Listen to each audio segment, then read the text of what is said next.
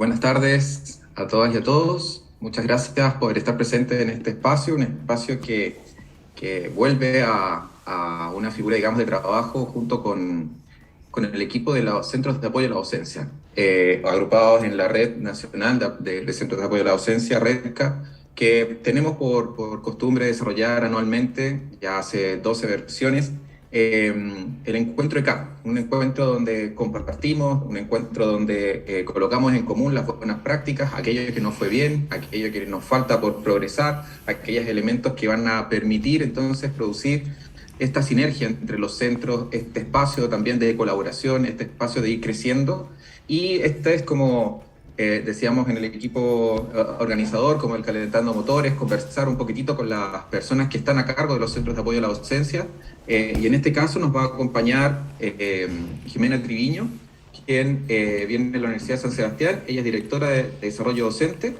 Y también nos acompaña Catherine Coloma, que es subdirectora académica de la Universidad de Desarrollo.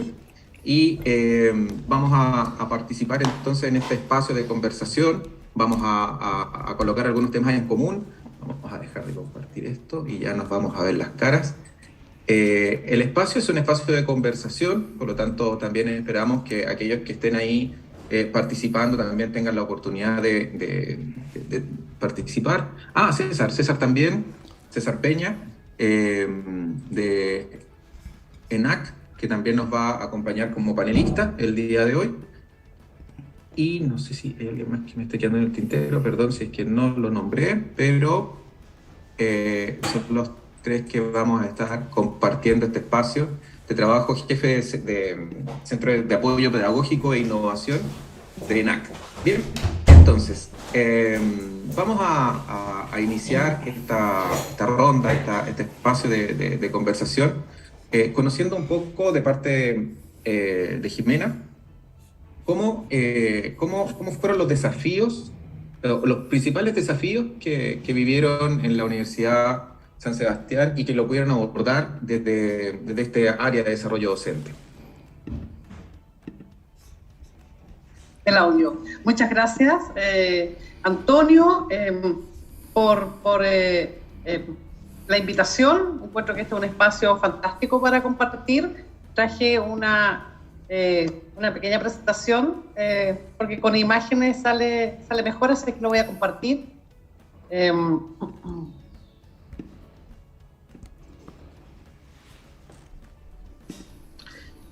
Y yo he elegido un tema que en realidad es como el clásico, formación en docencia universitaria. Y cuando pensé en qué quería presentarle, tomé algunas cosas clásicas, tradicionales, y como hay que pensar en el futuro, fui un poco más allá para presentarlo. ¿Por qué les traigo el propósito de la Dirección de Desarrollo Docente de la Universidad de San Sebastián?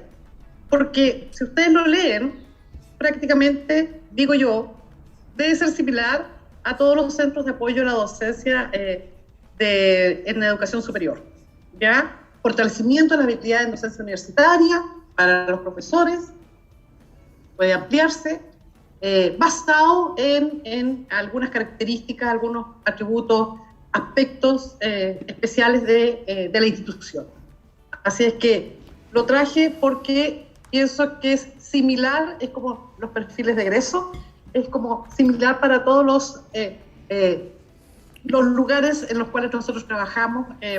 Así es que si son similares, no hay ningún problema, justamente estamos para esto. Así es que después yo dije, a ver, ¿qué otras cosas debemos tener en común? Bueno, ¿qué queremos para nuestros profesores? ¿Ya? Entonces, nosotros hemos definido estos 8 aspectos que forman parte del programa de desarrollo docente. Por supuesto, lo que es la identidad de la universidad en la cual estamos insertos, ¿ya? Y que muchas veces sirve de base para el desarrollo de algunos otros atributos y elementos que deben tener nuestros profesores. Por supuesto, todo lo que tenga que ver con planificación.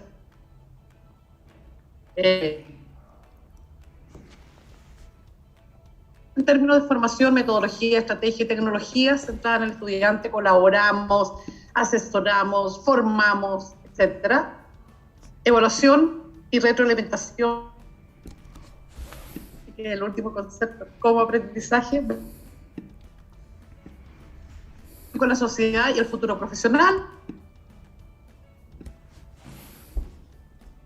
Tiene que ver con formación, también tiene que ver con hacer posgrado o puede ser pregrado, no fuera universitario. Por supuesto, universitaria, y es importante que esto contribuya a una formación permanente, a que nuestros profesores realicen una docencia basada en la evidencia científica. Cuesta un poco movernos para allá, y investigación en docencia universitaria. Me imagino que todos tienen definidos cuáles son algunos aspectos, un poco más, un poco menos, pero básicamente funcionamos con esto. Bueno, entonces, para lograr eso, lograr el propósito, cumplir con el perfil, apoyar el fortalecimiento de ese perfil, programa de formación en docencia universitaria, profesores, estudiantes, ya encuentros, jornadas, congresos para los profesores, y en el caso de la OSS, para los ayudantes, programa de acompañamiento docente, me imagino con distintas modalidades. Casi todos los centros de apoyo a la docencia lo tienen, los concursos de innovación en docencia, difusión de orientaciones, videos, cápsulas por correo interno, páginas web, etcétera, etcétera, investigación en docencia universitaria, algunos centros fantásticos, un tremendo desarrollo, y por supuesto asesoría a las carreras en los planes de mejora para las acreditaciones, las certificaciones, que no son acreditaciones, que no son de la CNA, no son obligatorias, las certificaciones por alguna agencia nacional o externa. Un poco más, un poco menos, en general, los centros de apoyo a la docencia tienen este tipo de programas. Entonces yo dije, esto es más o menos lo que hacemos todos. Un poco movernos para allá, y investigación en docencia universitaria. Me imagino que todos tienen definidos cuáles son algunos aspectos, un poco más, un poco menos, pero básicamente funcionamos con esto. Bueno, entonces, para lograr eso, lograr el propósito, cumplir con el perfil, apoyar el fortalecimiento de ese perfil, programa de formación en docencia universitaria, profesores, estudiantes, ya encuentros, jornadas, congresos para los profesores, y en el caso de la OSS, para los ayudantes, programa de acompañamiento docente, me imagino con distintas modalidades, casi todos los centros de apoyo a la docencia lo tienen, los concursos de innovación en docencia, difusión de orientaciones, videos, cápsulas por correo interno, páginas web, etcétera, etcétera, investigación en docencia universitaria, algunos centros fantásticos, un tremendo desarrollo, y por supuesto asesoría a las carreras en los planes de mejora para las acreditaciones, las certificaciones, que no son acreditaciones, que no son de la CNA, no son obligatorias, las certificaciones por alguna agencia nacional o externa. Un poco más, un poco menos, en general, los centros de apoyo a la docencia tienen este tipo de programas. Entonces yo dije, esto es más o menos lo que hacemos todos. Bueno, y con todo lo que pasó, 2 años en pandemia, que a todos nos afectó, pero además un cambio, un quiebre, con un cambio no programado de todas las actividades docentes, que significó los trabajos que se han presentado últimamente, los papers que se han publicado, significó un quiebre tanto para los estudiantes como para los profesores en esta forma bastante tradicional en que estábamos funcionando. Ahora uno lo mira y dice, oh, ¿qué era tradicional?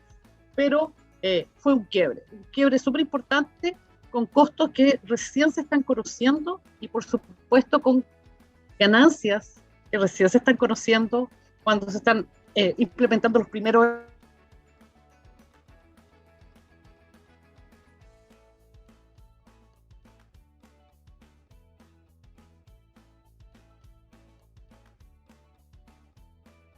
Parece que tuvimos un pequeño...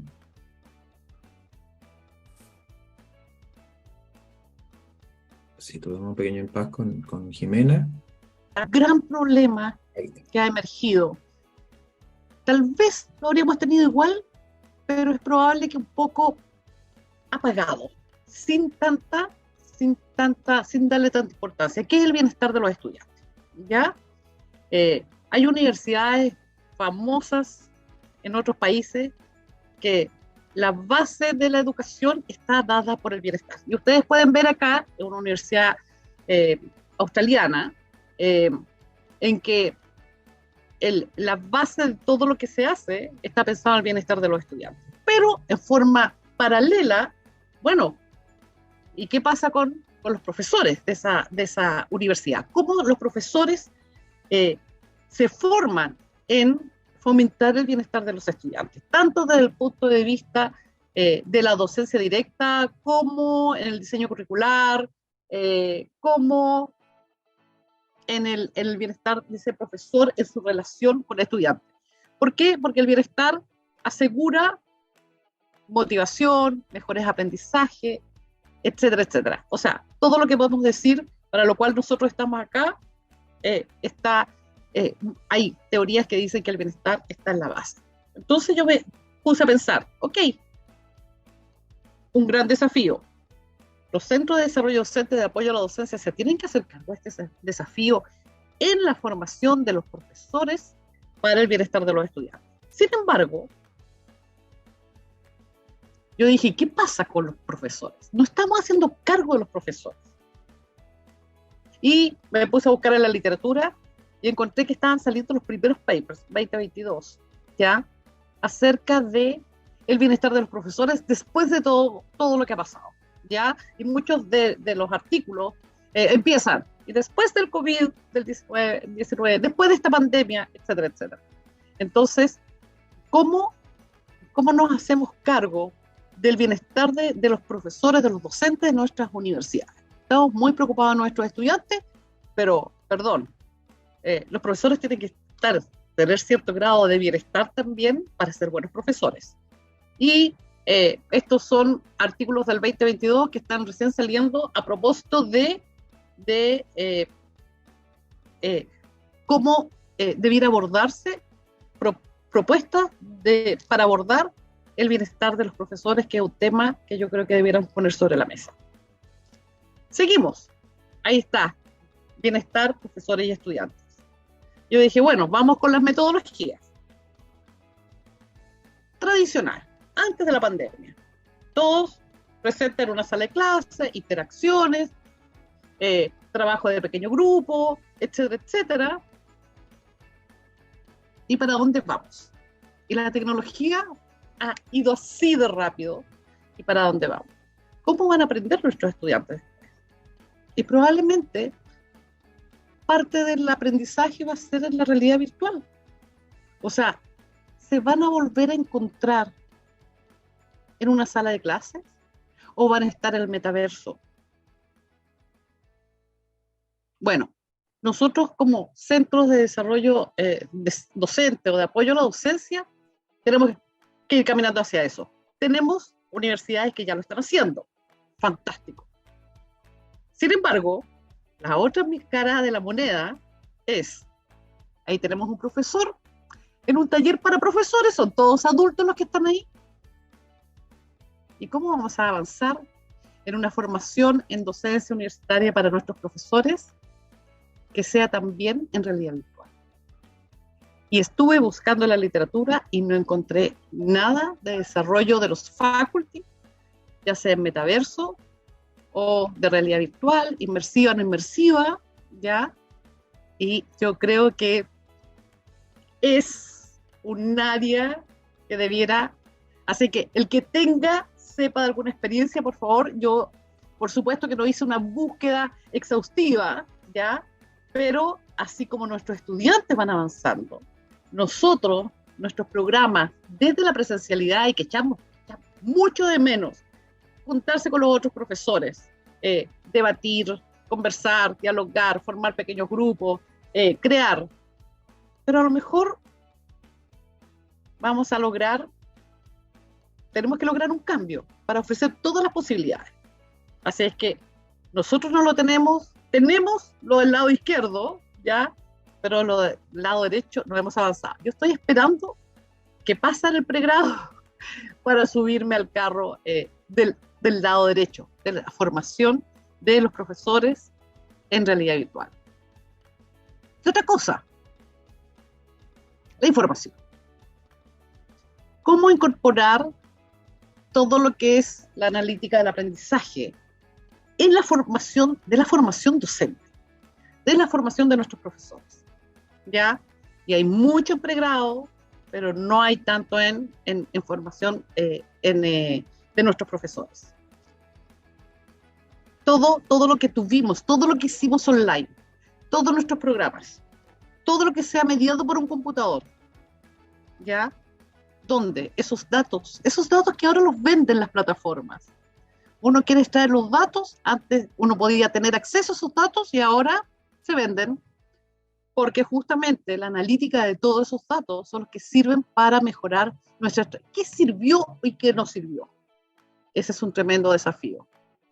Y por último, a la evaluación. ¿Sirven nuestros programas? ¿Los estamos haciendo bien? Este movimiento, si nosotros nos acercamos y aceptamos los desafíos, nos subimos a producir un cambio, ¿sirve? ¿Nos sirve? Y para todo eso tenemos que tener algunos modelos, búsqueda de información y poder responder cuando todas las veces que preguntan, ¿y todo lo que hace tu equipo sirve o no sirve? Los profesores se están transformando, están realmente haciendo innovación, están facilitando el aprendizaje de los estudiantes. Hay mucha literatura con respecto a eso, pero quería incluir que tenemos que estar preparados si vamos a hacer grandes cambios, especialmente, por ejemplo, en metodología, en bienestar, para ver qué es lo que sucede. Eso es lo que yo quería del pasado, en este cambio que es una bisagra y que hemos avanzado tanto. Muchas gracias. Súper, muchas gracias, Jimena. Creo que superaste las expectativas, te fuiste a investigar qué estaba pasando en el contexto en general. Creo que ese es un tema interesante. Estamos visualizando ciertos cambios, creo que haces un acento importante en el bienestar del profesorado, en el bienestar de nuestros docentes. Creo que es un tema que tenemos que atender rápidamente. El tema de salud mental es un tema que sí o sí nos puede traer muy malos dividendos si es que no los atendemos con prontitud. Es un temazo y bueno, también el cómo estas nuevas tendencias también van incorporándose de manera importante. O sea, el medio externo parece presionando bastante al medio interno, a las universidades van requiriendo este espacio también de abordaje en términos de las nuevas tecnologías. Nombraste el metaverso, que es uno de los elementos que efectivamente está pero muy en boga en este momento. Hay algunos detractores, hay algunos que están a favor, y eso es un poco la figura, digamos, de cómo tenemos también que fortalecernos, informarnos y también estar a la vanguardia de estos elementos que efectivamente son propios del contexto y que no nos vuelva a pasar lo mismo que pasó en el 2019, que nos pilló muchas veces con algunos elementos que fueron muy nuevos para nuestra gestión. En eso, entonces, quisiera preguntar acá a Catherine, ¿qué elementos nos compartieron en algún momento acerca de estas nuevas modalidades, la oferta institucional que tienen, el fortalecimiento de instancias de simulación y también realidad extendida en el currículum? Elementos interesantes que nos comparten entonces desde la Universidad del Desarrollo. Catherine. Gracias, Antonio. Sí, yo también quiero presentar algo para poder contextualizar un poco las ideas también que presentó Jimena.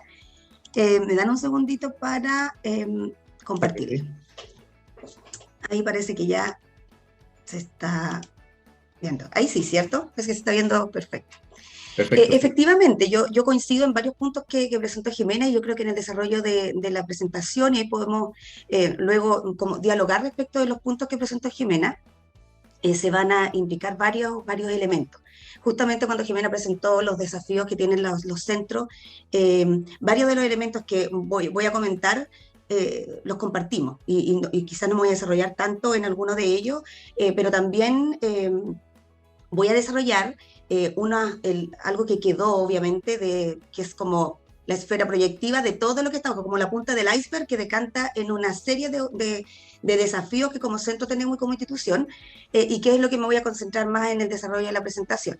Entonces, lo primero es que efectivamente, y esto va de la mano yo creo que como todos los lineamientos que nosotros tenemos como centro, es que todo lo que nosotros movilizamos para el momento de la pandemia y lo que estamos haciendo ahora con el retorno, ¿cierto?, va de la mano de no perder el proyecto educativo institucional, y por eso el título de la presentación, en el fondo, lo que nosotros hacemos es que no perder cuál es el sello de la institución y no perder la calidad de la enseñanza, que es un desafío importante por todo lo que compartió Jimena y lo que les voy a presentar ahora.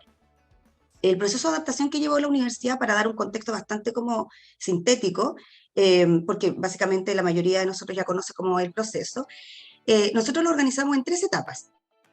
La etapa de la presencialidad a la virtualidad, que se presentó en el año 2020, nosotros identificamos o los agrupamos en estos 5 desafíos.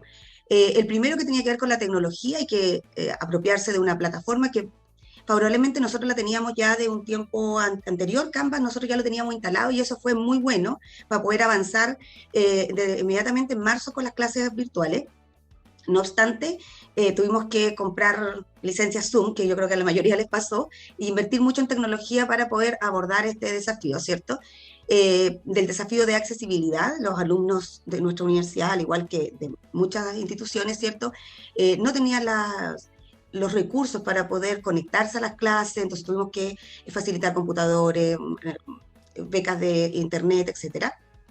Tablet, por ejemplo, para ciertas asignaturas, como por ejemplo en el caso de las asignaturas de arquitectura, diseño, que necesitaban trabajar con maquetas, por ejemplo, virtuales, y ahí era mucho más fácil la corrección con tablets que mandar los trabajos por correo y que los profesores los tuvieran que imprimir. Entonces tuvimos que trabajar en eso. Desafíos de aprendizaje, y esto es súper grande porque tiene que ver con cautelar el desarrollo de la calidad del proceso de enseñanza y que efectivamente los alumnos pudieran lograr aprender la mayor parte de los contenidos que en ese momento cada una de las asignaturas tenía que desarrollar. Y ahí, obviamente, como todo lo que hicieron ustedes como centro, ¿cierto?, y nosotros igual, trabajamos en metodologías de enseñanza, generamos el aula virtual, que en el fondo era un sitio web en el cual los profesores podían ingresar y tenían acceso a de cómo organizar sus clases virtuales, para el tema de organizar bien los tiempos con los alumnos, mejorar las metodologías de enseñanza, la evaluación, que también era un tema por la figura del plagio que se podía presentar o de la copia, y todas esas figuras que nosotros también los presentamos. También teníamos el desafío bienestar, y aquí se mezcla bastante con lo que presentó Jimena, y esto en relación a los estudiantes principalmente, que luego se van a dar cuenta porque decanta justamente en nuestros profesores. Porque en esta etapa los profesores y todos, así como ustedes como centro, ¿cierto?, y nosotros, hicimos funcionar la máquina. No pensamos mucho en lo que teníamos que hacer, como si estábamos cansados, si teníamos cuál era el problema que teníamos de enfrente, sino que trabajamos por darle continuidad al proceso formativo. Entonces, en ese sentido, nos preocupamos mucho de los estudiantes y de que ellos tuvieran, ¿cierto?, un buen proceso, una buena experiencia universitaria, a pesar de estar en la modalidad virtual. Y luego tuvimos desafíos de seguimiento, básicamente porque en el fondo tuvimos que aplicar encuestas de proceso, desde cambiar, por ejemplo, la encuesta docente, porque ya las clases no se daban como tradicionalmente se hacían, y poder ajustarla para igualmente evaluar el proceso de enseñanza-aprendizaje, hasta hacer encuestas de manera oportuna, como por ejemplo el uso de las clases híbridas, el uso de la metodología Canvas, la evaluación de los cursos, de modalidades de cursos virtuales que estaban trabajándose en modalidad más práctica, por ejemplo. Tuvimos que ahí aplicar encuestas de seguimiento para poder organizar esta información y generar oportunidades de mejora enseguida para cada uno de los procesos formativos.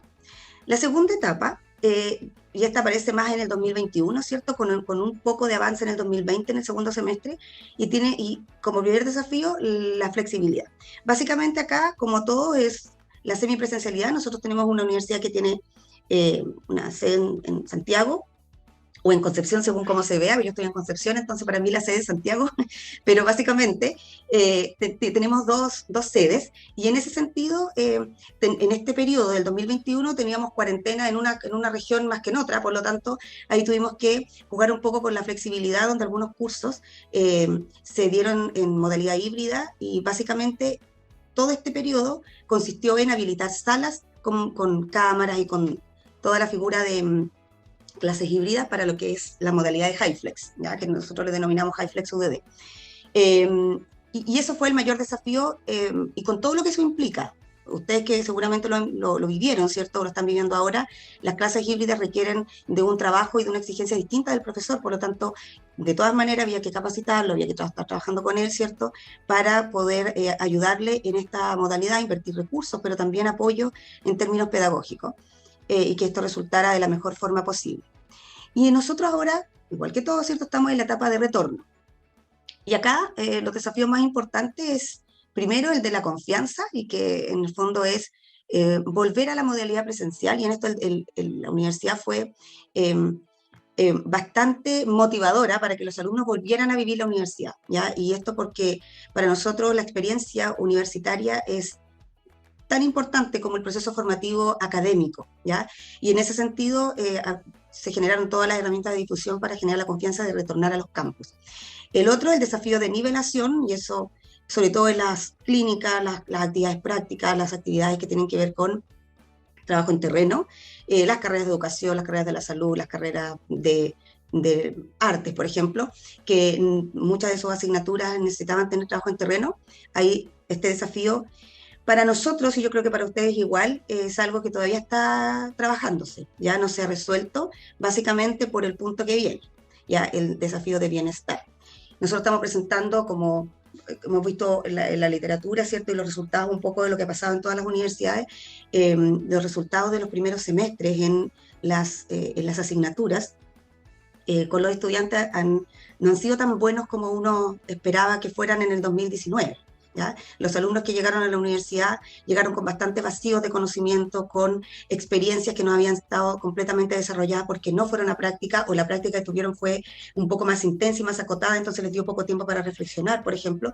Entonces todo eso ha requerido que las carreras tengan que generar procesos de nivelación, y por lo tanto los profesores que reciben a los alumnos están un poco más agotados respecto del alumno que tienen enfrente, ¿ya? Y eso está reconocido no solamente por nuestra universidad, sino que en general los alumnos están con algunas deficiencias, no solamente académicas, sino que también con mucha ansiedad, con muchos problemas asociados a la salud mental, y eso requiere también de los profesores un mayor apoyo, ¿ya? Un apoyo que nosotros como centro, no sé si habrá algún centro acá que tenga esa diferencia, pero nosotros estamos acostumbrados a trabajar con los profesores cuando ellos requieren apoyo pedagógico. Entonces ahora nos estamos traspasando al proceso de bienestar para ellos, entonces hay que generar, efectivamente, como dijo Jimena, un acompañamiento donde ellos también tengan una buena experiencia de docencia universitaria. Y nosotros todavía nos falta avanzar en esto como universidad, porque no es solo responsabilidad de nuestro centro, pero se ha avanzado. Hemos trabajado con los profesores en generar un comité de bienestar en la universidad para los docentes y colaboradores, y en ese sentido se han generado algunas iniciativas que van de la mano de todas estas necesidades que nosotros hemos ido detectando a lo largo del proceso, porque no fue algo que en marzo nosotros no íbamos a imaginar cómo venían. Sabíamos más o menos qué apoyo teníamos que dar, pero nos fuimos concretando en la medida que fuimos avanzando en el proceso, ¿ya? Y en relación a lo último, el desafío de seguimiento y personalización, básicamente un poco asociado a las analíticas de aprendizaje que señalaba Jimena, y para nosotros especialmente el tema de la personalización es un desafío que ahora adquiere más fuerza, porque los estudiantes llegaron distintos, no solamente por lo que acabo de mencionar, sino que ellos están exigiendo mayor personalización en el proceso de enseñanza-aprendizaje, no sé si producto de, o sea, un poco lo que hemos detectado es que los alumnos necesitan más atención, y asociado a la salud mental, asociado a esta separación de la vida universitaria eventualmente, o del colegio, porque algunos que llegan a primero de la universidad vienen del colegio en esas condiciones, entonces requieren de mucha más personalización. A partir de eso, y ahora voy a, después de este contexto, contarles un poco lo que dijo Antonio respecto de las modalidades de clase, y que esto decanta bastante respecto de bastantes desafíos para nosotros en relación a cómo nosotros tenemos que apoyar estas modalidades de curso. A partir de todo lo que dijimos anteriormente, como universidad, y un poco lo que quiero transmitirles ahora, es que nos quedaron como herencia diferentes modalidades de clase que nosotros actualmente estamos implementando en la universidad, y son las que ven ahí. La clase presencial, que es la que todos conocemos, ¿cierto? Las asignaturas e-learning que existen en la universidad, las asignaturas virtuales sincrónicas, las asincrónicas, las asignaturas HyFlex y las asignaturas de streaming. Estas asignaturas, nosotros las modalidades de estas de formación o de clases, nosotros las clasificamos de esta forma porque nos permitía entregar mayor flexibilidad y hacer más versátil el proceso formativo del alumno para poder atender a estas necesidades que ellos tienen. Y tienen que ver también con el tema de la personalización que les acabo de mencionar.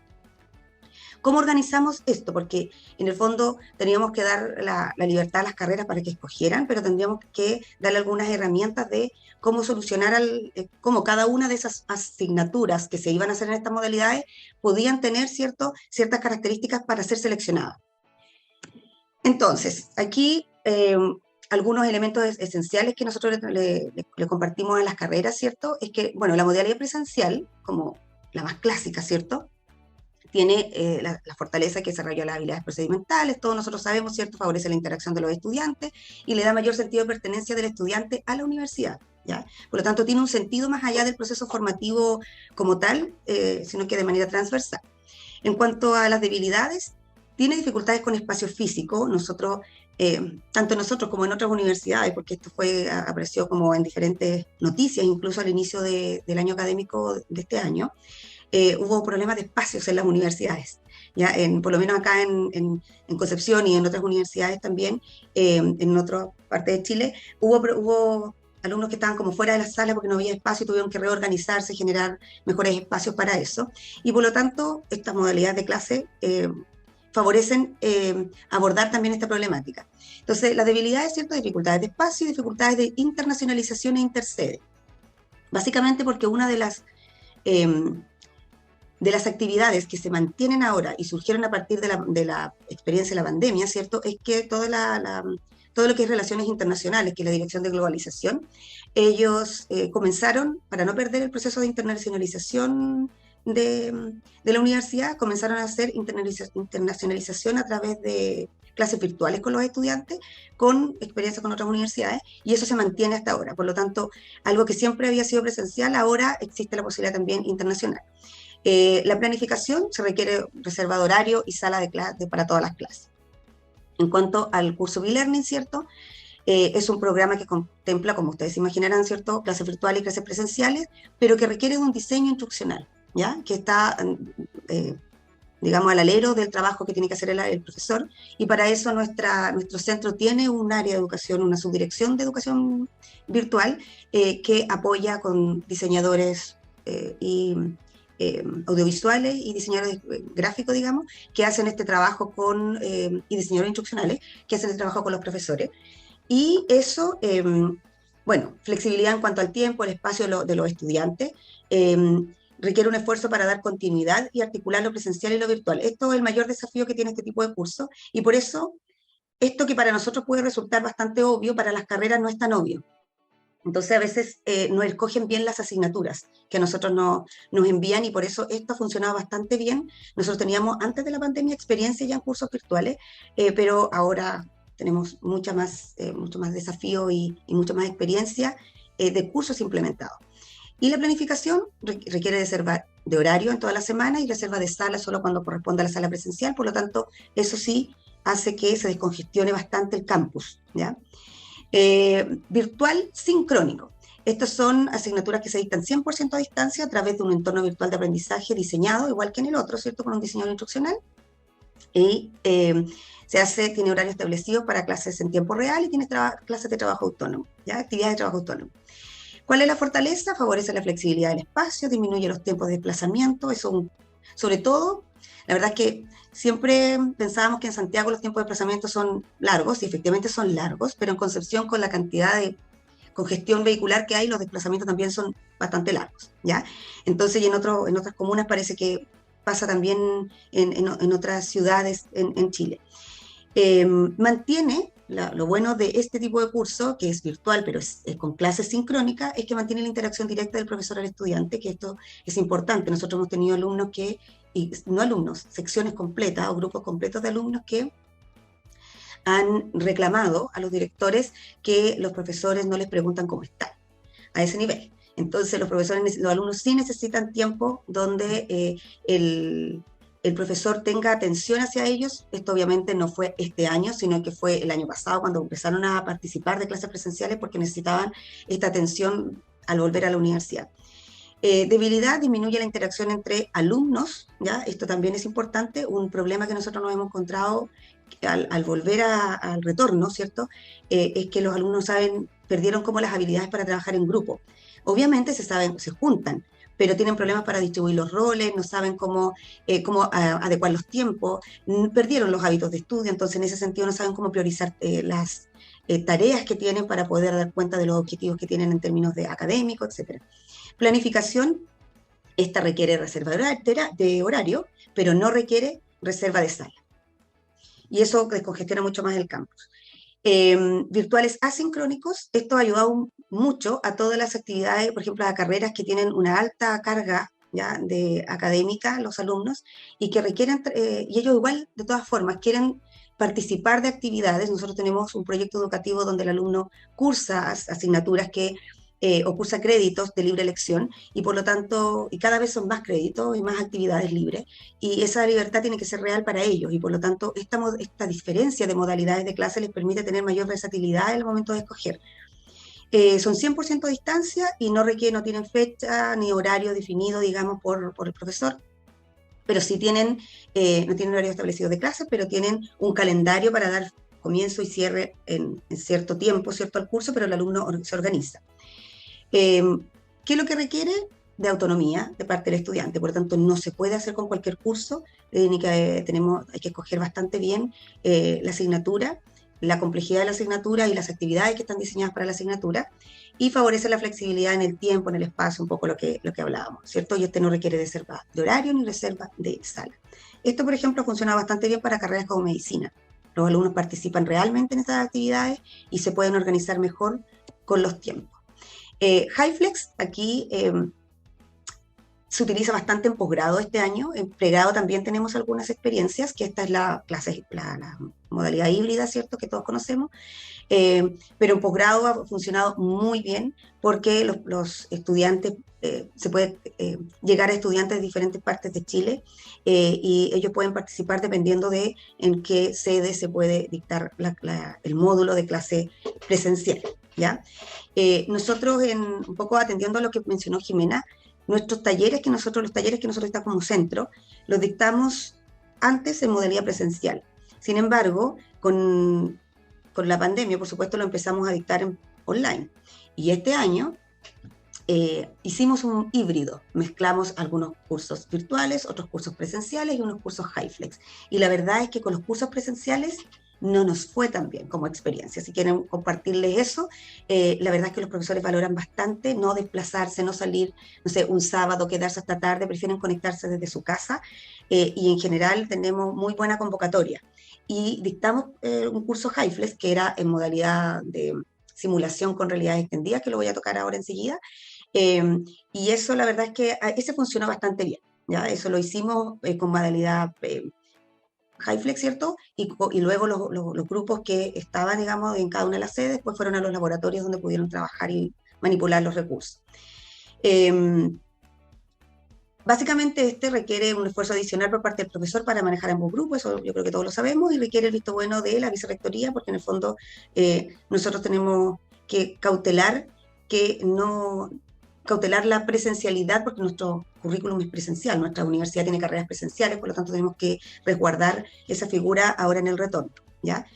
Y en cuanto a la última, que es las clases de streaming, son las clases virtuales que dimos por contexto de emergencia, pero que nosotros le denominamos de esa manera porque en el fondo no son asignaturas que se tienen que dictar con el visto bueno de vicerrectoría en modalidad a distancia, porque el profesor no está en Chile, porque es un relator que obviamente no puede estar presencialmente, que es un muy buen relator, por ejemplo, un profesor, o que por contextos de emergencia, ¿ya? Nosotros nos ha pasado entre, aquí tuvimos un simulacro, que tuvimos que, por cualquier contexto de, por ejemplo, ahora con el 18 de octubre, por ejemplo, ya se avisó y de un día para otro se hizo las clases online y los alumnos ya saben, por lo tanto no perdemos clases cuando hay algún problema o una emergencia que se presenta. Y para finalizar, tomando el punto que mencionaba Antonio, el proyecto Realitech, UDD, que es un proyecto institucional con fondos del Ministerio de Educación, que nace en el año 2019 y ya tiene, digamos, desde ese año hasta ahora una implementación bastante grande en ambas sedes, ¿cierto?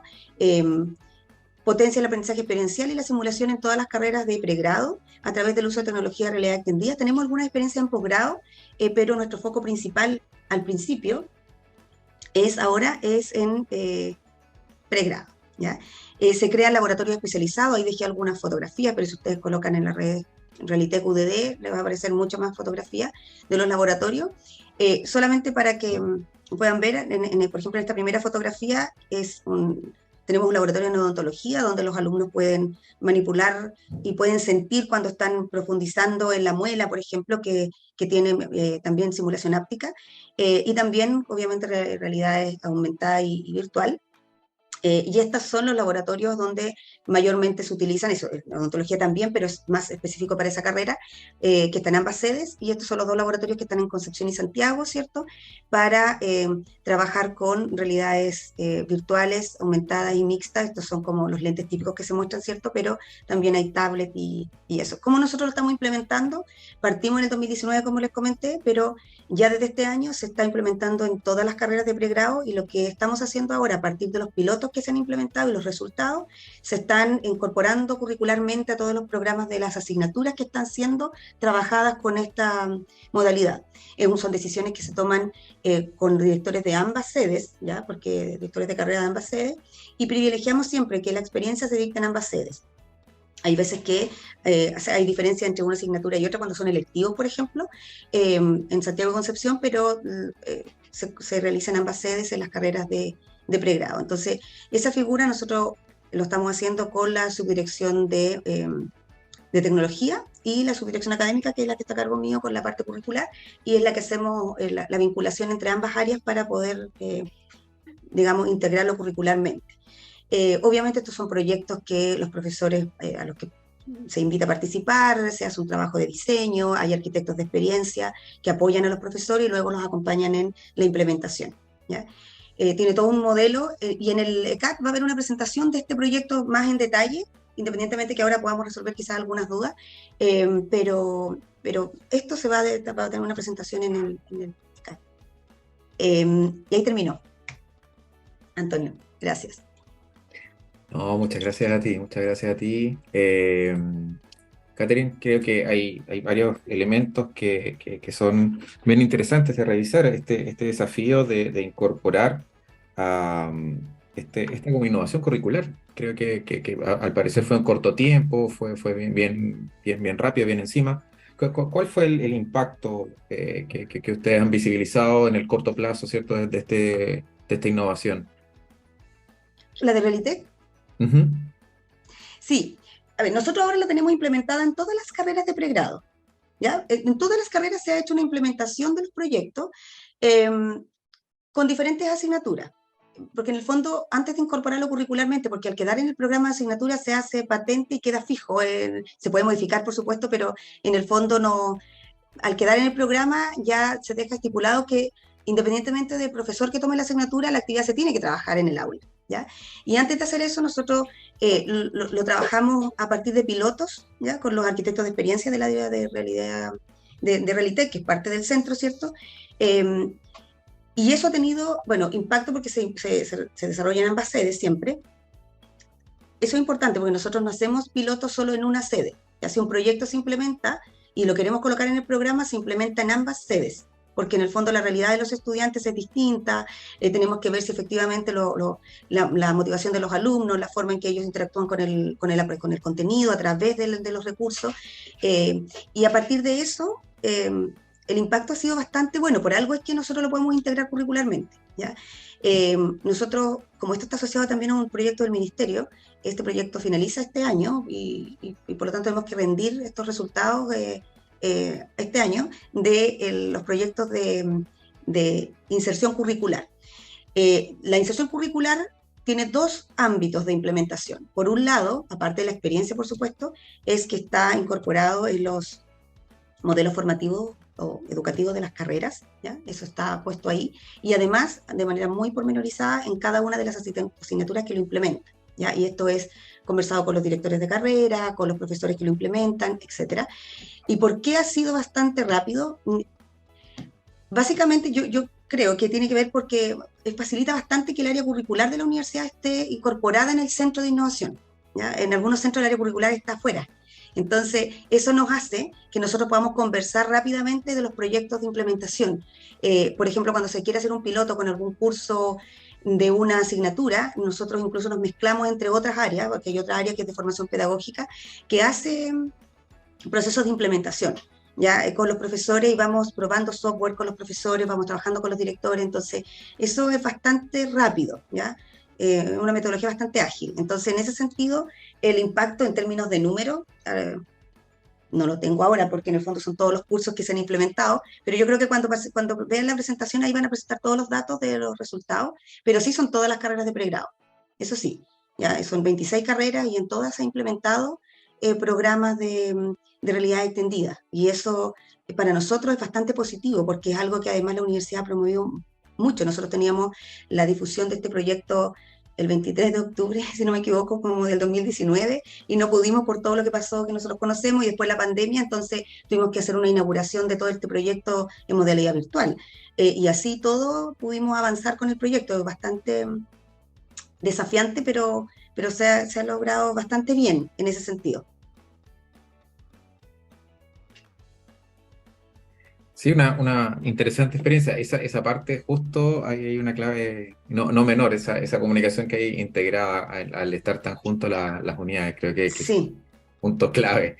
Queda acá, bueno, en esta parte del conversatorio, la idea es que quedan abiertos los micrófonos por si ustedes quieren hacer algún tipo de consulta, los que están presentes puedan participar también de las experiencias que nos contó Jimena desde la Universidad de San Sebastián y Catherine desde la Universidad del Desarrollo. No sé si tienen alguna duda, alguna consulta, algo que compartir con nosotros. Hola, buenas noches. No encontré la manito acá en la pantalla.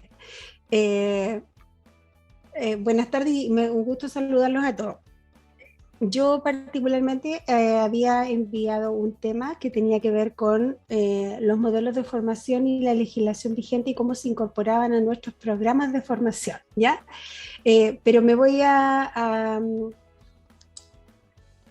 articular un poco con lo que presentó Catherine y Jimena, porque hay un punto de encuentro que también a nosotros nos mueve mucho como centro, que tiene que ver con la evaluación de impacto de lo que nosotros hacemos. Y eso es algo, a propósito de estudios míos también, que estamos todos, yo creo que todo el mundo estudia.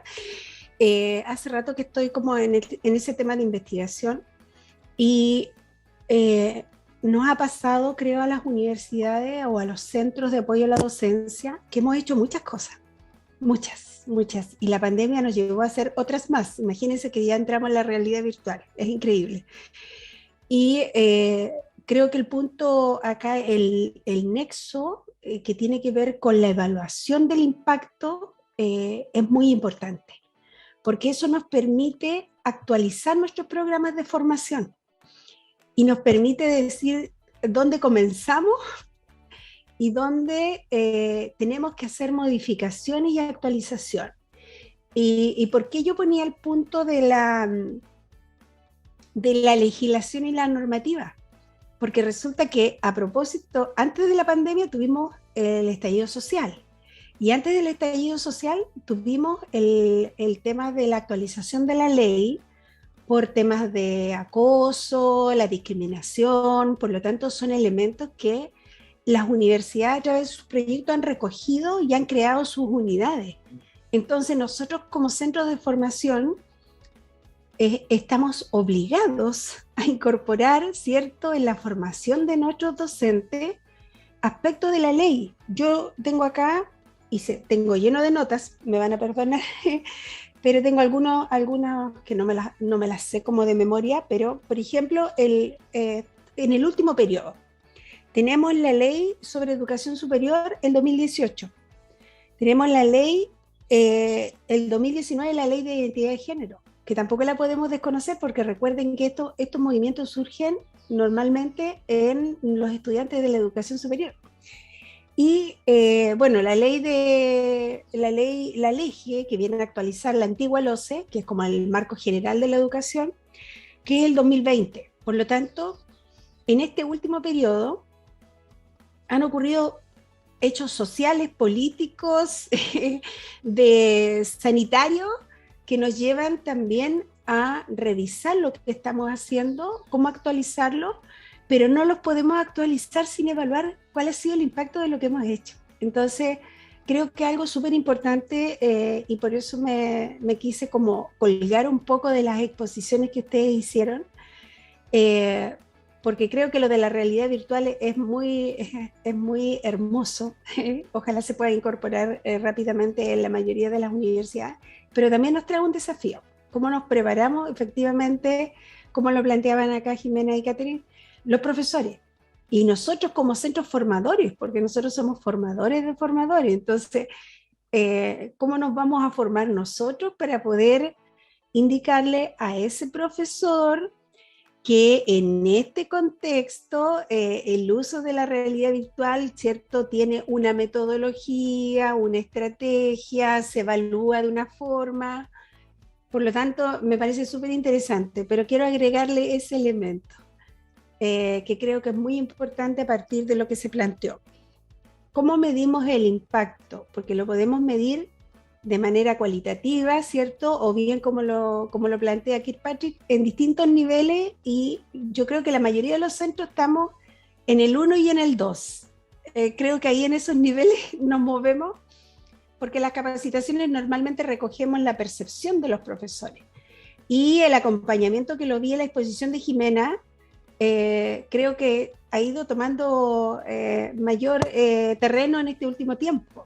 Y ahí quizás en el acompañamiento podemos observar también la transferencia.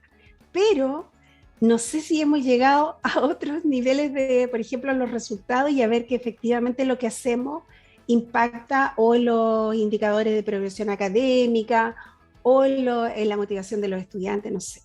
Entonces creo que es súper importante considerar eso para la actualización de los modelos de formación que tenemos en las universidades, incorporando, por supuesto, y considerando la normativa y la legislación, que es la que nos obliga también a considerar dentro de los procesos formativos los docentes.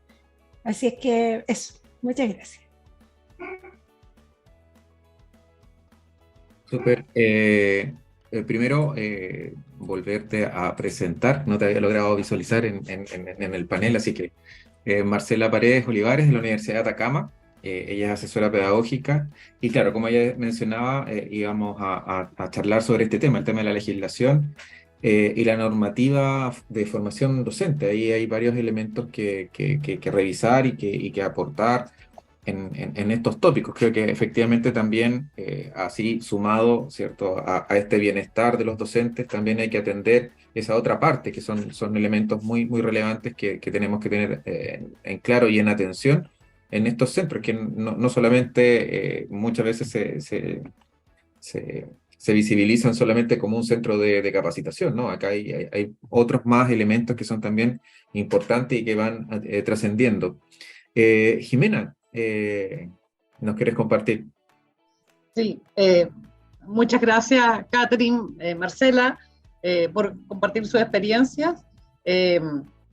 había un tema que mencionó Catherine con respecto a la internacionalización, que yo creo que cuando vino la pandemia uno dijo se nos cayó la internacionalización, no vienen más estudiantes, no salen más estudiantes. Sin embargo, yo creo que la ganancia de compartir cursos, parte de asignaturas y módulos, por ejemplo, con todos los COIL que se hicieron con otras universidades fue una riqueza increíble. Al volver a la presencialidad, se nos cayeron los COIL en nuestra universidad, ¿ya? Así es que se están intentando retomar y hacer nuevamente ese tipo de internacionalización que yo creo que junto con es absolutamente necesario, ya la tecnología, el trabajo de los profesores para compartir alguna asignatura con distintos grupos de estudiantes de distintas partes, yo creo que fue realmente fantástico. Así es que se me había quedado en el tintero la internacionalización como uno de los desafíos a futuro. Así es que muchas gracias por recordarlo. Mi pregunta, Catherine, va a lo siguiente. ¿Y cuándo la formación de los profesores con realidad virtual? ¿Lo tienen ustedes pensado?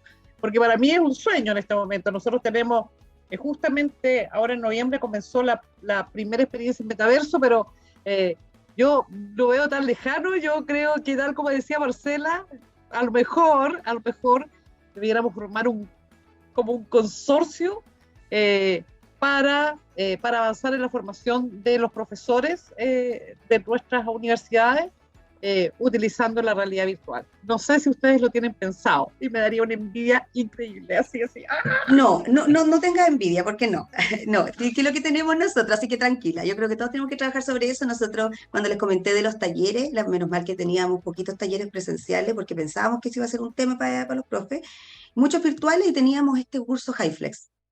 Y justo el curso HyFlex que dictamos era de simulación con realidades. ¿Ya?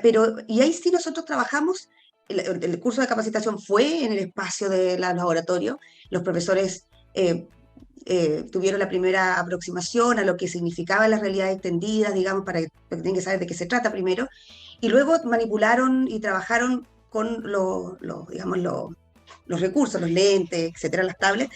Sin embargo, sigue siendo una capacitación que se utiliza el material, pero siempre el profesor visualizando la asignatura en ¿cierto? Los contenidos en su asignatura. Entonces yo creo que el desafío está en buscar software que permitan trabajar los contenidos que nosotros tenemos en los talleres, porque de lo contrario no nos sirve. Porque efectivamente nuestro foco ahora, como ustedes vieron, que nosotros ya tenemos como las metas de implementarlo en al menos una asignatura, cuando me preguntaba Antonio sobre el impacto, al menos una asignatura dentro de todas las, digamos, el currículum de las carreras de pregrado, al menos una, la mayoría tiene una o dos. Sin embargo, ahora nosotros tenemos que empezar a trabajar respecto de las metodologías, porque al principio era, si nosotros hacemos un taller de aprendizaje basado en problemas, el taller debería ser basado en problemas, ¿cierto? Entonces ahora, cuando nosotros estamos dando las diferentes modalidades de clase, nosotros avanzamos en hacer esta figura con los profesores. Sin embargo, como les digo, no fue tan bienvenido a los talleres presenciales. De los 3 que dimos, pudimos dar uno, porque los otros como que los profesores no quisieron. Entonces ya, cambiamos los horarios y todo el tema, con todo el desafío que tiene eso. Pero ya, lo ajustamos. Sin embargo, efectivamente yo creo que el desafío de nosotros es buscar software que permitan trabajar eso. En el metaverso es algo que la universidad también está trabajando, igual que seguramente lo que tú has mencionado, que todos lo tienen en su cabeza, y avanzando desde ahí. Ahora siempre el foco está en implementarlo primero con los alumnos, entonces ahí es donde nosotros trabajamos. Lo que sí, ahora lo que vamos a implementar es un software, si algo como adelantado quizás tenemos ahí, es un software que va a permitir a los profesores trabajar la comunicación oral, y eso va a ser, incluso lo tenemos pensado, no solamente para que los profesores lo trabajen con sus alumnos, sino que lo tenemos pensado para hacer acompañamiento a profesores que tienen problemas de escenificación cuando hacen sus clases. Tenemos bastantes profesores que tienen problemas, que se ponen nerviosos cuando hacen primera docencia, por ejemplo. Entonces, en esa figura, contactamos a una profesora que es experta en comunicación, evaluó el software, que es un software que es Kiara o Chiara, vea cómo se llama, y de hecho lo vamos a empezar a implementar y estamos en eso porque ya lo probamos. Ella evaluó 2 software y con uno de ellos vamos a implementarlo con un grupo piloto de profesores, porque hay que probar primero cuál es la ventaja que tiene, y eso igual demora, porque en el fondo además son caros, entonces hay que entregar recursos, y son, por ejemplo, este software tiene una licencia para, por nombre, por root. No es como que yo pago y se pueden meter 10 profes o 100, no, sino que tiene que, entonces es más caro, y por lo tanto el profesor que invitamos tenemos que asegurarnos que lo haga y lo termine. Entonces ahí tenemos que pensar bien con quién lo vamos a hacer para que nos dé resultados. Por ejemplo, el profesor que necesite desarrollar esas habilidades, otro que sepa de comunicación oral, otro que haga comunicación oral, por ejemplo, y ahí buscar el grupo, que es lo que hemos estado pensando, y presentarlo como una beca de formación, o le entregamos un certificado, porque eso se puede hacer, y estamos pensando esa estrategia para poder llegar a este grupo de profesores, que es un poco el foco que nosotros queremos, y de ahí siempre los procesos, como me imagino que ustedes lo harán igual, los procesos funcionan bastante bien si uno lo hace por etapa, ya como una innovación gradual, incremental, ¿cierto?, de crecimiento guiado. Básicamente es el modelo como nosotros utilizamos bastante, que va de a poco, en el fondo con ciertas asignaturas, pero hasta ahí vamos. Yo creo que efectivamente es un desafío. Los profesores vienen, pueden utilizar los software, pueden ir a buscar, a jugar. Al principio vienen a jugar, vienen, conocen, saben, ¡uy, qué entretenido esto!, se acostumbran, porque además hay que acostumbrarse a los profesores que se marean, entonces hay que sujetarse. Hemos tenido accidentes de todo tipo, alumnos que le pasaron a pegar, rompieron una pantalla, por ejemplo, porque perdieron el foco de lo que estaban haciendo y estaban trabajando con software de psicología, y así. Entonces, en el fondo, el desafío está ahí en buscar, y yo creo que ahí es donde tenemos que poner ojo, en buscar software que nos permitan trabajar los contenidos que nosotros trabajamos, o al menos buscar, estoy pensando en voz alta, pero a lo mejor de ABP no voy a encontrar, pero sí de una temática que me permita trabajar el ABP en torno a esa temática, por ejemplo, y buscar un contenido simple, no sé, redes sociales, y trabajar la resolución de una ABP en torno a redes sociales, y, no sé, utilizar algún software que permita a los profesores llegar y utilizar los recursos, digamos, de realidad aumentada o realidad virtual. Y lo otro, el metaverso, que eso funcionaría bastante bien. Eso sí, pero hay que avanzar en ese punto. Así que, Jimena, no sientas envidia, ¿por qué no? Todavía estamos en eso. Yo quería levantar la mano para tomar un punto de lo que dijo Marcela respecto del impacto. La verdad es que nosotros, en nuestro centro, ha sido el tema del impacto, por los proyectos de innovación que implementamos, por todos los proyectos que son parecidos a los que presentó Jimena al principio, que todos manejamos, ¿cierto? Entonces, de hecho, evaluamos el impacto de proyectos y evaluamos el impacto del diplomado que nosotros tenemos. Esto lo pusimos hace como un año atrás, un poquito más, puede ser. Y la verdad es que es bien difícil.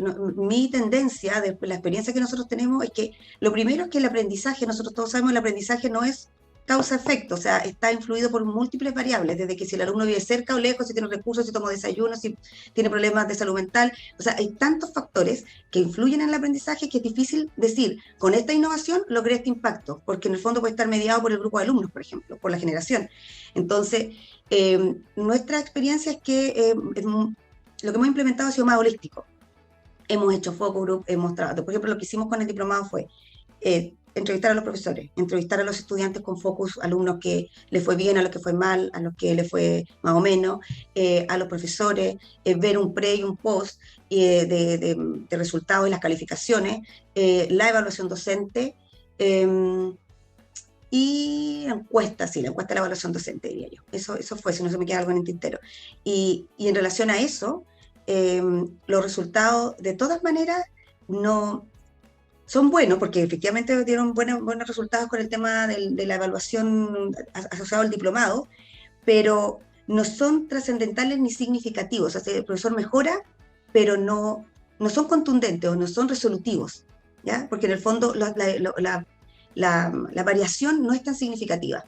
Entonces los profesores, ¿por qué? Porque el profesor que hace un diplomado voluntario viene porque es más preocupado, es un profesor que es más, ¿cierto?, atento, que se motiva por la enseñanza. Entonces ese factor también tenemos que manejarlo, y ahí entonces hay que evaluar otras cosas, evaluar los talleres, evaluar, ver los acompañamientos, como todo un conjunto, y ahí es bastante difícil, pero a mi parecer, por la experiencia, el tema holístico funciona un poquito mejor porque permite no solamente tener un dato, sino que explicar el proceso, explicar por qué se logró o no se logró ese desarrollo, porque hay más variables metidas en el análisis, en el fondo.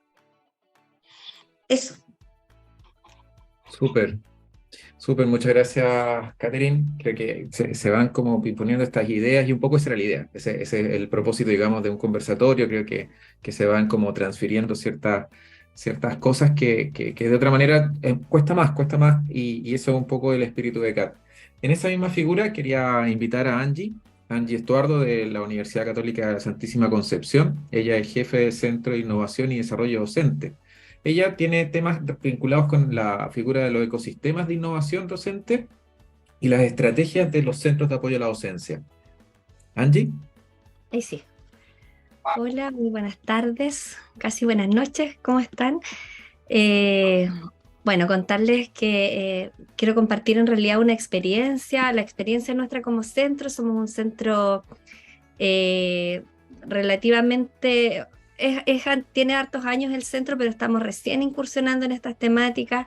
De hecho, fue muy provechoso, así que agradezco mucho la presentación de las colegas antes, porque nosotras estamos están recién saliendo las órdenes de compra para los lentes de realidad virtual. Entonces estamos recién iniciando, todavía no tenemos, está en proyecto todo eso, así es que de verdad que es súper provechoso. Yo les quiero compartir una experiencia que también surge de aquí, de todo este proceso que hemos tenido que llevar a cabo todos, que es levantarnos después de la pandemia, pero nosotros contarles un poco que nos tocó un escenario complejo. Bueno, ahora les voy a contar por qué, no me quiero adelantar. ¿Ya? Primero, contarles que somos un centro que está alojado en la Dirección de Docencia de la universidad y que depende de la Vicerrectoría Académica. Es un centro chiquito, somos un equipo de 9 personas y nuestros servicios en general son los mismos que casi todos los centros, ¿cierto? Donde están los talleres de formación, las asesorías que prestamos a los docentes, proyectos de apoyo también a la docencia con financiamiento y qué sé yo, y todo eso bajo un enfoque de innovación docente, ya que es un poco en lo que estamos todos y ahí se va configurando de distintas maneras, ¿cierto? Cada uno de estos servicios que nosotros prestamos. ¿Cuál fue nuestro gran desafío? Nosotros nos adjudicamos un proyecto de estos fondos de fortalecimiento universitario el año 2019, ¿cierto? Y era un proyecto grande que tenía como varios objetivos, la implementación de un laboratorio de experiencias docentes y todo, y vino la pandemia. Así es que el proyecto tenía una duración de 2 años y esos 2 años fueron en pandemia, por lo tanto... obviamente tuvimos que pedir cierto aplazamiento y todo, y este proyecto involucraba varias cosas. Había que conformar un ecosistema de aprendizaje para la innovación docente, había que fortalecer y actualizar la oferta formativa en torno a la innovación con uso de tecnologías, había que implementar un laboratorio de experiencias docentes. Eso fue un desafío súper grande porque estábamos en pandemia, ni siquiera podíamos comprar ni adquirir cosas porque no había nadie en la universidad que las recibiera. Estábamos en cuarentena casi todos, los 2 primeros años fueron casi todos sin estar físicamente en la universidad. Entonces fue complejo avanzar en esto y había mucha cosa que para implementar este laboratorio que debía comprarse además fuera del país. Y además de eso, teníamos que configurar un observatorio de innovación y cambiar la modalidad de los cursos que nosotros hacíamos, de algunos cursos a e-learning o b-learning. Entonces nos enfrentamos de alguna manera a este desafío de tratar de avanzar en algo en este proyecto en un contexto de pandemia, donde también comenzaron a llegar nuevos integrantes al equipo que ni siquiera nos conocíamos físicamente, en 3D decíamos nosotros. ¿Ya?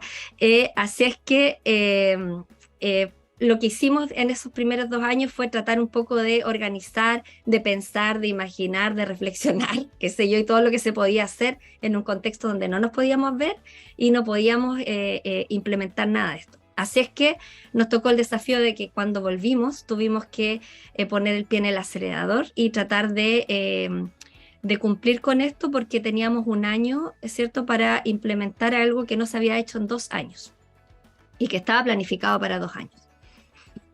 Bien, entonces una de las cosas en las que tuvimos que pensar es primero cómo entendemos la innovación, porque todos hablamos de innovación docente y tenemos una idea general, pero para poder implementar y gestionar iniciativas en base a esto es necesario, ¿cierto?, sentarse primero a conversar de qué vamos a entender nosotros por innovación y cómo la vamos a abordar.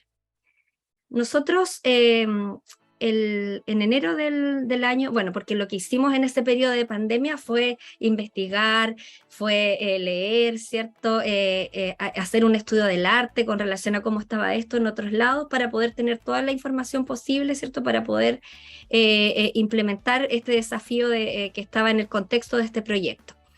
Y en enero de este año, del año pasado, nosotros invitamos a Cristóbal Cobo, quien nos dio una charla, bueno, y nos estuvo acompañando durante todo el proceso, asesorando un poco en los temas de innovación. Y él hace una caracterización de los procesos de innovación en base primero a estos cuatro dimensiones. Una, ¿cierto? Él dice que hay que definir si nuestra innovación va a ser de tipo incremental, si lo vamos a concebir como un proceso que está enfocado como en la mejora continua, o de tipo radical, si va a ser una transformación completa, disruptiva. Entonces ahí nosotros teníamos que elegir, ¿cierto?, cómo lo íbamos a mirar. Dado el contexto de universidad, dado las características de nuestros profesores, ¿cierto? Nosotros no podemos llegar, y yo creo que en eso quizás coincidimos en la mayoría de los centros, no podemos llegar con una acción transformadora y súper disruptiva, porque es difícil que nos vayan a recibir de buena manera, ¿cierto? Con algo así. Por lo tanto, adoptamos esta postura de que sea primero un proceso incremental. Después dijimos, esto va a ser un proceso que viene desde los directivos, como algo institucionalizado, ¿cierto? Desde arriba hacia abajo, o va a ser desde la comunidad, desde abajo hacia arriba. Y allí nosotros nos lanzamos porque quizás lo más fácil es pensar que esto venga desde arriba y se diga, ¿cierto? Y se establezcan políticas institucionales que nos obliguen, entre comillas, a innovar en nuestras prácticas, pero nosotros apostamos por una cosa un poco más democrática, ¿cierto? Y elegimos que fuese desde abajo hacia arriba y con una mirada desde la comunidad. Y en ese sentido, la labor del centro, entonces, se asocia, ¿cierto?, a, de alguna manera, fidelizar a nuestros académicos para que sientan la necesidad también de innovar antes de invitarlos o de formarlos en esta línea. Otra dimensión tiene que ver con si la innovación la vamos a concebir como un proceso abierto o cerrado, si va a ser algo puntual, ¿cierto?, que obedece a necesidades puntuales de algunas personas y que esto va a quedar aquí, o en el fondo lo vamos a trabajar en comunidad, de manera colaborativa, esto se va a difundir y se va a compartir. Y en ese sentido nosotros elegimos, ¿cierto?, que sea abierto, que sea colaborativo. Sabemos que igual es un desafío grande, pero preferimos hacerlo así porque creemos que tiene más impacto y les hace también más sentido a las personas que están allí. Y finalmente, la otra dimensión es definir si este proceso iba a ser un proceso sistemático, constante, o iba a ser algo puntual, y como todos estamos en esto y es la labor del centro, en el fondo obviamente nos fuimos por la línea, ¿cierto?, de elegir que fuese un proceso constante. Por otro lado, tuvimos que definir también, porque aquí dentro de los objetivos del proyecto hablaba de un ecosistema de aprendizaje para la innovación docente. Entonces tuvimos que definir qué íbamos a entender por este ecosistema, de qué se trataba, cuáles iban a ser sus objetivos, y lo definimos así, como una comunidad donde coexisten métodos educativos, políticas, reglamentos y personas, tanto internas como externas a la institución, porque nosotros consideramos a nuestros proveedores de servicios o de productos, ¿cierto?, también parte de este ecosistema, conformando una red de servicios de aprendizaje que favorece el intercambio de conocimiento y basándose en los factores físicos del entorno tecnológico, porque dado el proyecto, esto tenía un sustento y una base que era este laboratorio de experiencias docentes que iba a ser el escenario donde iba a cobrar vida de alguna manera todas las acciones que tuviesen que ver con este ecosistema. Y dentro de los objetivos que nos planteamos están el de intercambiar y gestionar el conocimiento, desarrollar aprendizajes en contextos, promover relaciones dinámicas y de colaboración, generar ideas, conexiones y soluciones educativas y favorecer canales de intercambio, diálogo y coordinación. Sobre esta base, lo que nosotros hicimos, como dijimos que íbamos a practicar y que íbamos a concebir la innovación como un proceso que va de abajo hacia arriba, como un proceso que iba a ser colaborativo. Entonces lo que hicimos como centro fue invitar a representantes de todas las facultades de la universidad, quienes después se articularon con nosotros, ¿cierto? Y se configuraron y se certificaron como embajadores del centro. Hoy día nosotros tenemos embajadores de nuestro centro en todas las facultades, y ellos terminamos, ¿cierto? Todo este trabajo que hicimos con ellos, que fue un ciclo de workshop, donde los invitamos a definir en conjunto cómo iba a funcionar este ecosistema, cuáles iban a ser los ejes de trabajo de este espacio, de este laboratorio de experiencias docentes. Entonces, todo esto nace y parte, ¿cierto?, de las necesidades y de la participación de los mismos académicos con representación de todas las facultades involucradas. Entonces, en base a esto, nosotros hicimos y trabajamos con técnicas del agilismo, hicimos varios workshops con ciclos de divergencia y convergencia, ¿cierto?, para finalmente llegar a definir que nuestro trabajo en este ecosistema iba a tener foco en 4 principales ejes, que yo puse la foto aquí de cómo llegamos, porque en el fondo, me pasé, que son estos ejes de formación, colaboración, experimentación y producción, donde se agrupan de alguna manera las funciones que nosotros hoy día desarrollamos como centro. Ahí hay algunas fotitos de todo el trabajo que desarrollamos, en lo que alcanzamos a implementar, ¿cierto? Antes de volver a la presencialidad. Entonces, cuando llegamos ya estaba este espacio que teníamos ya adjudicado el espacio, que fueron 2 salas del edificio central que se juntaron, se abrieron. Había muebles que eran pizarras, había una pared que era pizarra, habían pizarras colgantes, muchas pizarras. ¿Ya? Y ese espacio lo utilizamos de alguna manera para trabajar y llegar a la definición de estos 4 ejes. Y finalmente nos reorganizamos entonces como centro. Éramos un centro donde habían unas personas, ¿cierto? Un grupo encargado del área de formación, como muchos de los centros están organizados hoy día, otro equipo que tiene que ver con las asesorías, otro equipo con los proyectos, qué sé yo. Entonces, pero nosotros nos reorganizamos y hoy día somos un centro que está organizado en torno a estos 4 ejes, donde todas las acciones que de alguna manera nosotros desarrollamos contribuyen a las otras. Entonces trabajamos con una estructura más bien redárquica más que jerárquica. Entonces tenemos el eje de producción, que es donde se desarrollan todos los recursos de apoyo a la docencia, que van desde hacer, no sé, una infografía para el profesor, un video, hasta un curso, convertir un curso en modalidad e-learning. Tenemos el eje de experimentación, que es donde están todas las metodologías, o sea, allí es donde los profesores prueban las metodologías activas, distintas modalidades de enseñanza, distintas tecnologías, con asesoría obviamente del centro. El eje de formación, donde están nuestros talleres, programas especiales que hoy día tenemos distintos de formación de mentores, programas especiales para el Instituto Tecnológico, programas de inducción para formación de ayudantes, etc. Y hoy día también tenemos una oferta de diplomado que comienza ahora en enero y que lanzamos ahora a fines de noviembre. Y además tenemos el eje de colaboración, que es el eje donde están nuestros embajadores que participaron de este proceso. Tenemos allí mentorías académicas y comunidades docentes. La gracia de pensar como ecosistema es que todo aquello que se produce en un eje también tributa a otro. De la experimentación pueden salir recursos o pueden salir iniciativas de producción. De la formación pueden salir iniciativas de experimentación o de producción o de colaboración, etc.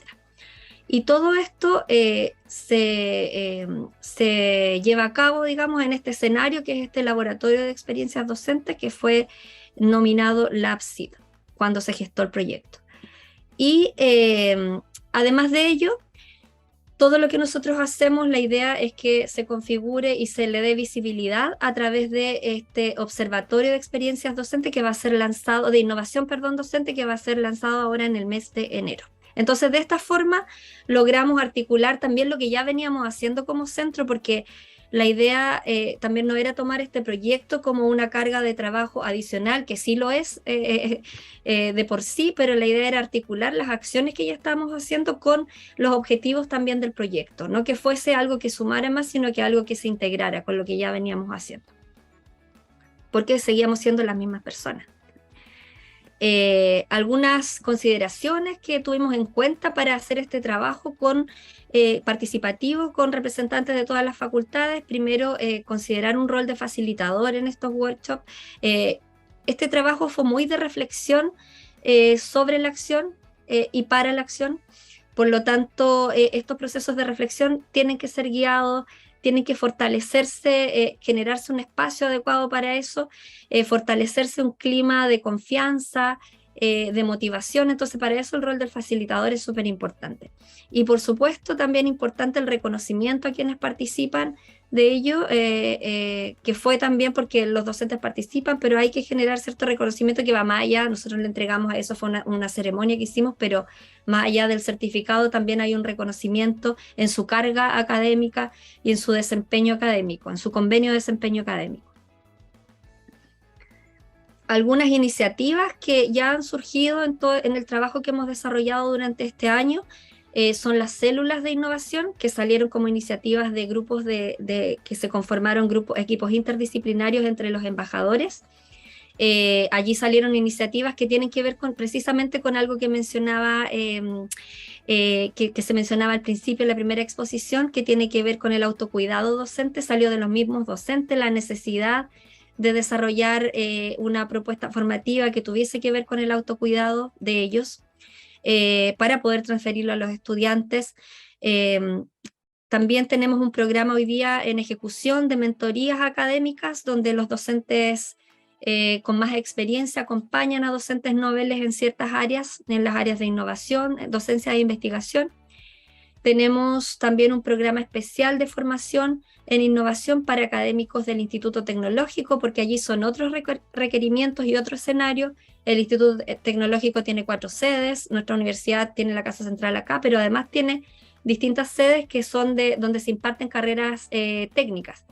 Por lo tanto, allí las necesidades son distintas, el escenario es distinto, por lo tanto hay un programa especial para ellos. Y también el diplomado en docencia para la educación superior, que es un diplomado que ofrecemos en articulación con la Facultad de Educación, que se lanza ahora, que se inicia ahora en enero, y los profesores que lo cursen van a poder continuar el magíster que ofrece también la Facultad de Educación de nuestra universidad. Aquí, bueno, es un video, pero que dura 1 minuto, que tiene que ver, que muestra un poco el trabajo que hicimos. No sé si se escucha. Sí, se escucha. Ya.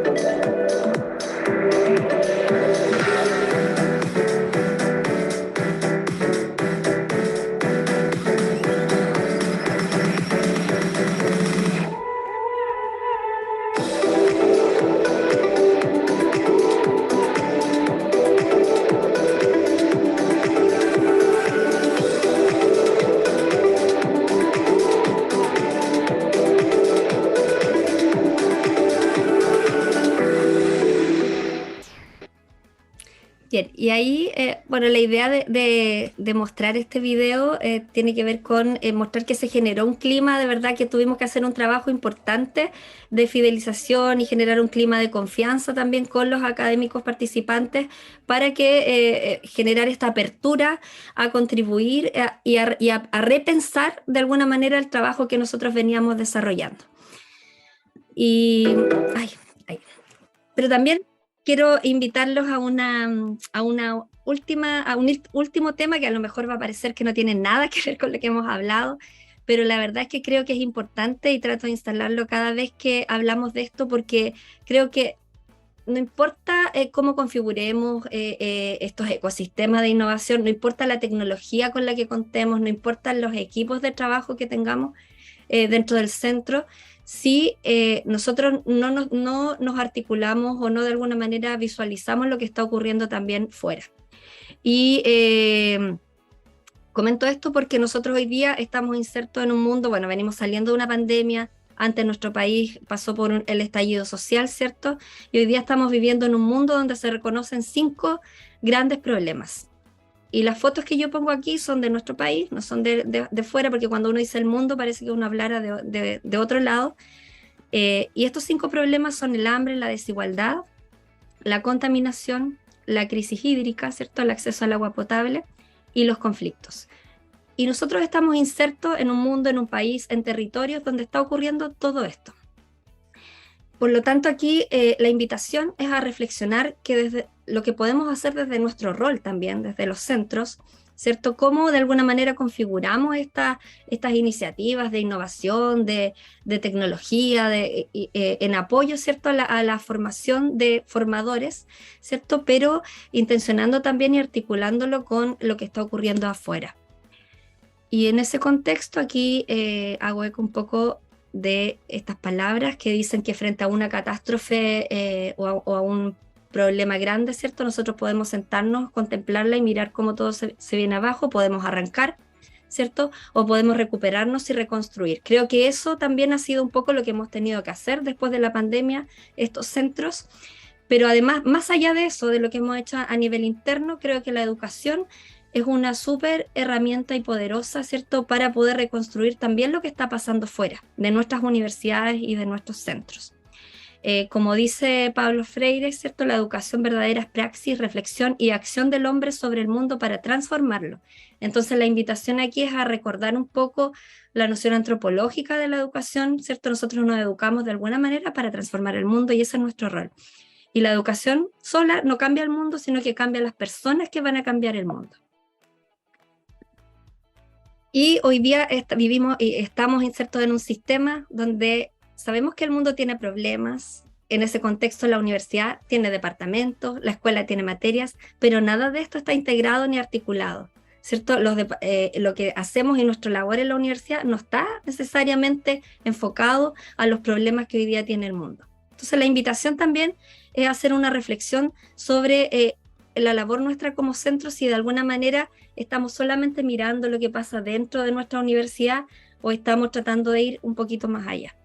¿Y por qué digo esto? Y aquí pongo un texto de François Vallée, ¿cierto? Que él dice que frente al mal desarrollo que caracteriza a nuestras sociedades, los impactos educativos, cognitivos y sociales de la actividad universitaria son también poderosos actores que retroalimentan a los problemas sociales, puesto que los líderes sociales salen casi todos hoy en día de las universidades y piensan como se les ha enseñado a pensar en ellas, con los prejuicios y presupuestos cognitivos adquiridos en ellas, con los hábitos deontológicos afianzados desde su formación profesional universitaria.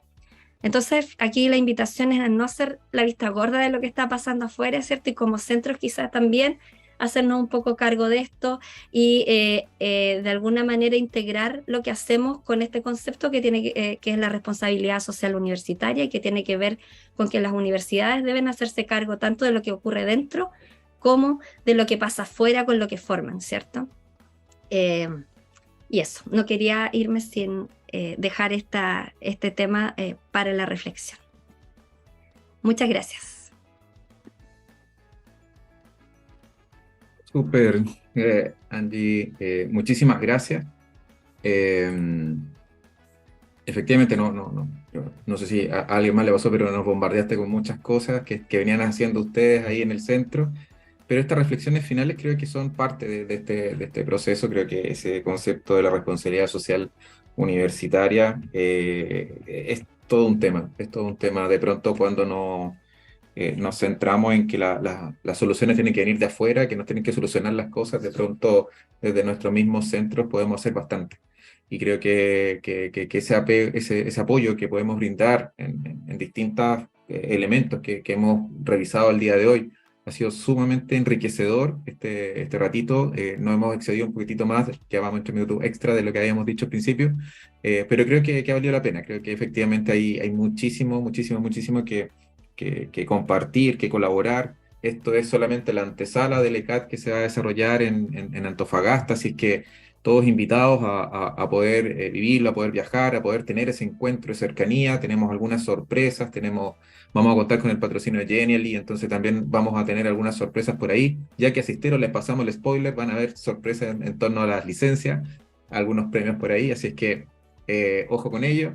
Y les dejamos ahí en el chat algunos enlaces de lo que nos fueron compartiendo los panelistas, que muchísimas gracias por todo el apoyo que nos brindaron. Gracias Catherine, gracias Marcela, gracias Angie, gracias Jimena, César, que lamentablemente por temas de conectividad se nos cayó, César Peña de NAC.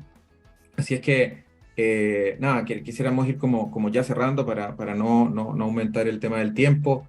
Dejamos la palabra a Marcela, que tenías la mano levantada hace un momento atrás. Sí, solo voy buscando como los puntos de encuentro que tenemos, porque si bien es cierto, cada una ha ido presentando distintas temáticas. Yo tenía una presentación, pero quise hacer el nexo con las dos presentaciones anteriores para no extenderme respecto al tema, porque es justamente el tema que voy a trabajar en Antofagasta, pero me gustaría hacer el nexo con lo que hizo Angie y lo que tiene que ver con los elementos que ella nombró, porque de alguna manera el hablar de la legislación también ha recogido todo lo que ha ocurrido en este último tiempo en cuanto a los conflictos sociales de nuestro país y todos los temas políticos que nosotros no lo podemos soslayar, porque además surgen en los movimientos, en la mayoría en educación superior. Hoy día han bajado un poco a la enseñanza media, pero surgen en la educación superior. Y otro elemento que es súper y que tiene que hacerse visible. Otro elemento que es súper importante cuando hablamos de responsabilidad social, la mayoría de las instituciones de educación superior declaran sus valores institucionales, su misión. De hecho, hoy día estuve trabajando con las carreras de ingeniería porque están en un proceso de armonización y ellos están generando su sello que habla de sostenibilidad, innovación, responsabilidad social y un montón de cosas más. Entonces son temas que están permanentemente en los papeles de la universidad. Modelo educativo, plan de desarrollo estratégico, y que de alguna manera también dentro de los centros los debemos considerar. Así que me parece súper bien, Angie, que lo hayas puesto ahí. Y el último elemento que quiero destacar de eso, y que me parece que es súper importante, y de acuerdo a la literatura también, los profesores rescatan mucho lo que tiene que ver con espacio de reflexión. Y creo que hacia allá también es súper importante avanzar con ellos, con los profesores, más que a lo mejor hacer esta capacitación tan frontal o que por supuesto nosotros todos tenemos distintas modalidades de llegar a los profesores, el acompañamiento, la asesoría y otras más, pero la reflexión docente, la práctica reflexiva, quizá ya es momento de instalarla, porque ya estamos yo siempre pongo el contexto de la renovación curricular y del año 2000, en ese contexto me ubico, porque ahí es donde vienen los grandes cambios respecto al desarrollo de competencias, el enfoque centrado en el estudiante, las metodologías activas y todo lo demás.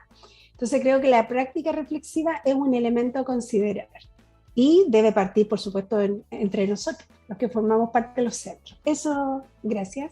Súper, Marcela, muchas gracias por tus aportes, tus reflexiones.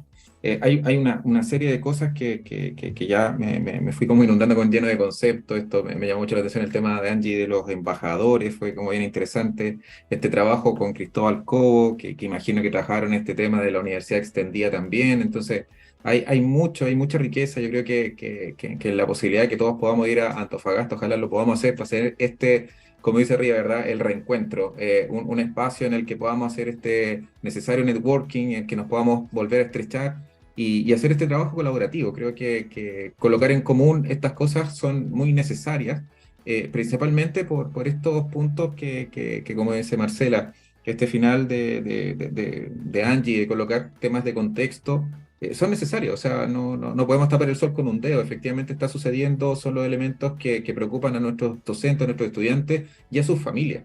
Y eso es sí o sí un elemento que tenemos que colocar dentro de la gama de cosas que hacemos. Quizás son muchas, muchas, muchas, muchas en el día a día, pero cuando le damos como un acento o una orientación, también eso aporta a que el otro entienda que lo estamos entendiendo, aunque suene cacofónico casi. Agradecerles entonces a cada uno de los panelistas, agradecer también la participación de todos los que estuvieron presentes en esta sesión. Esta entonces solamente fue el calentar motores antes del ECAT que se va a desarrollar en la Universidad Católica del Norte. Somos la Universidad de Playa Ancha, que estamos aportando en el ámbito de lo digital. Y nada, quedar todos conectados y poder seguir en este ámbito, digamos, de desarrollo y atentos también a ir recogiendo aquellos elementos que pueden ser pertinentes. Si bien el evento es totalmente presencial, lo que queda en la Católica del Norte, igual vamos a tener algunos enlaces, algunas cosas que vamos a tener ahí a través de las redes sociales y que en el fondo la idea es poder recoger y poder sistematizar. Luego de todo esto, la idea es poder llegar a una publicación que haga visible esto para todos los centros. Así es que muchísimas, muchísimas gracias. No sé si alguien más quisiera decir algo. También me despido en nombre de Valeria, que tenía un problema de conectividad. Valeria es mi colega de la Universidad Católica del Norte, con quien hemos estado trabajando en conjunto para desarrollar este CAD que vuelve al norte en esta ocasión y que bienvenidos sean todos para que podamos tener ese encuentro. Como les decía, hay varias otras cosas también que se están promoviendo para sacar valor a la presencialidad. O sea, si vamos ahí, hay que sacarle provecho. Así es que eso y que estén muy bien. Muchísimas gracias.